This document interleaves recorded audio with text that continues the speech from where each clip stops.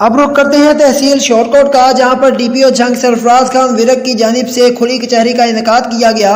हमारे bureau chief Mohammad Javed Awan की report के मुताबिक खुली कचहरी में एसटीपीओ जुमला एसएचओ शोरकोट और अहमदपुर सयाल वकला ताजर बरादरी और शहरियों की कसीर तादाद ने शिरकत की। डीपीओ जंग ने खुली कचहरी में साइलिन की शिकायत सुनकर उनके फौरी हल के लिए मुतल्लिका अफसरान को अहकाम जारी किए। इस मौका पर डीपीओ जंग का कहना था कि खुली कचहरी का मकसद अवामुन नास के मसाइल उनकी दहलीज पे हल करना है। इसके अलावा डीपीओ ने मजीद कहा कि अवाम और पुलिस के दरमियान एतमाद का रिश्ता चाहते हैं ताकि समाज दुश्मन अनासिर पर गिरफ्त मजबूत हो सके। डीपीओ जंग ने सर्कल शोरकोट और अहमदपुर सयाल के अफसरान से क्राइम मीटिंग भी की और क्राइम से निपटने के लिए अहकाम भी जारी किए।